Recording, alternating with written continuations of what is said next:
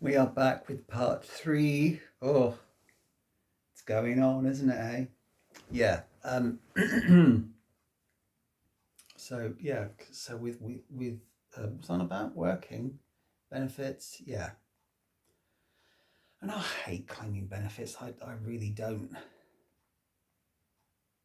I really don't like it. It makes you feel degraded, doesn't it? Begging for money. But how do you guys?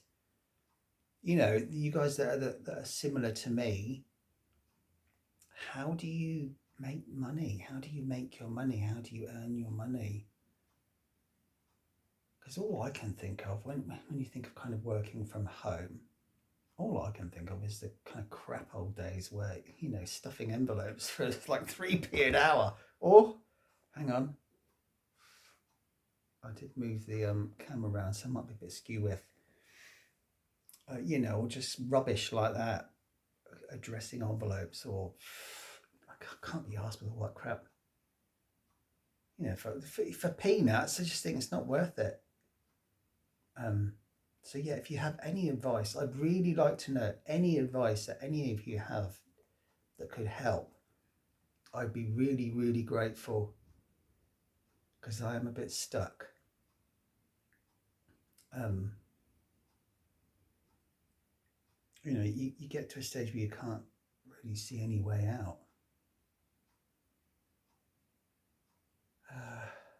Yeah,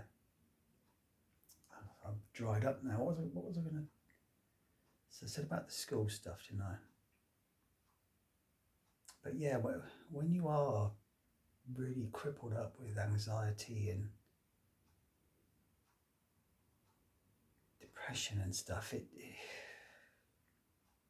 obviously it kind of takes away. It does take away your life. It robs you of your life. I mean, I never did any of the quote unquote normal things that a teenager should do. You know, even stuff like going to a school disco. I never did that. I really wanted to. One year, I really wanted to. I really wanted to, and I said to my friend, "Oh yeah, yeah, oh yeah, yeah. I'm gonna go. I'm gonna go. I'm gonna go to this one. I really am." Of course, last minute. Oh no, no, no. You make some excuse, don't you? But I could go out with weekend I used to go with my friend. We used to usually go to either Lyme Regis. We used to go to, pick up your music. And I used to love that on a Saturday, going and waiting outside Woolworths, waiting for it to open. Very distinctly remember being there on the Saturday when Kylie's second single was out. Got to be certain. I'd never heard it at that point. I remember looking in the window, thinking, "Oh yeah, I'm gonna buy that. I'm gonna buy that." Oh, 88. Oh my God. Got to be certain. Oh, we used to do that, come back on the bus. And that was fine, but yeah, I got to a point where that stopped 99. Couldn't do it. Do kind of miss not going around I suppose the charity shops and stuff like that, because you find bargains, don't you? You find things you think, oh, I like that. Or just like little market stores and stuff. Oh, the record centre in Bridport used to be really good. Bridport Record Centre, you go in with about a tenner, you wouldn't have massive amounts of money. Come out with bloody I used to come out with armfuls of records, CDs, cassettes, even brand new releases in there were like 99p, 1.99, and the crap that I used, well, I mean, I loved it, but most of the stuff that I used to buy didn't chart, so yeah, really cheap. I used to love that. But yeah, when you're younger, it is different, isn't it? When you get older, and I just had to microwave this, it's gone cold. When you get older, I don't know, when you're young, that the whole world is aimed at you, isn't it? And then when you get older, it just slowly the spotlight kind of moves away. And the older you get, the more and more you fade into the background now. So being 50, I turned 50 last year. Yeah, that was a kind of thought just a few weeks back. I was thinking, my God, 50? That means I've been indoors for over half my life.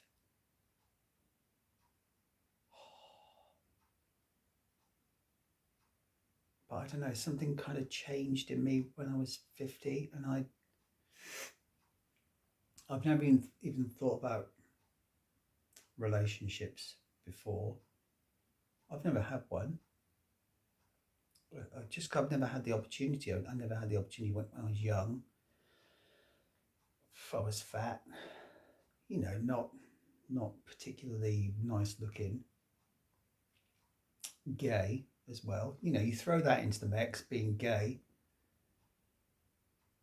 It makes it even more difficult. So yeah, never, and obviously being terrified. That was another thing. Throwing that into the mix, being terrified that somebody would find out you were gay. Because it wasn't like it is now, kiddies. It wasn't. Now, if you come out, you get a fucking street party thrown for you, don't you? which is good. It's good that it's not as difficult as it was. It's still prejudice out there, but it's good that it's not as bad as it was, and that kids can come out and feel relatively safe. But yeah, I never had the opportunity to date. Nobody would have wanted to date me. I don't really think many guys would want to date me now. It's like I think the only chance I would have to date would be finding somebody like me who's got the same issues as I have. Which I don't know. Would that be a very healthy thing to do? I don't know. You tell me. If you guys are in relationships and you like me, you have your struggles. Yeah, how did you do it? Could you do it? Is it possible? Because yeah, when I hit 50, I suppose just the last couple of months, I have really kind of longed for a bit of company.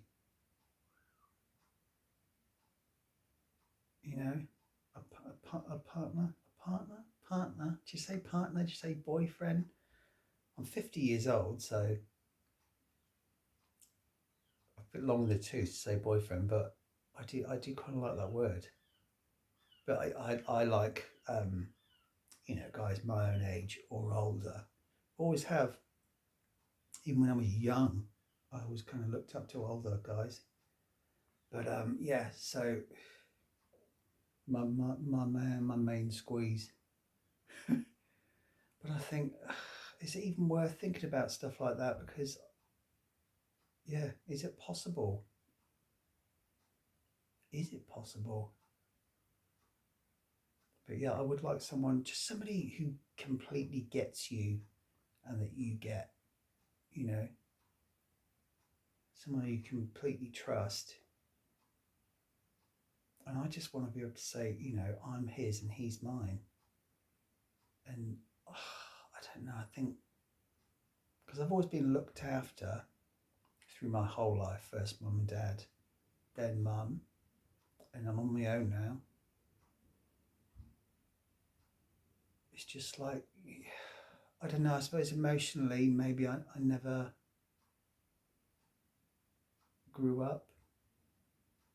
I mean, they used to say that about me, we never grew up.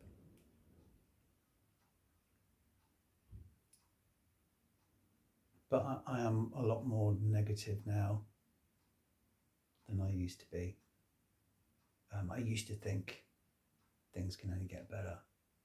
Now I think when you think things can't get any worse, they usually do. don't know if I'm a pessimist. I'm just a realist.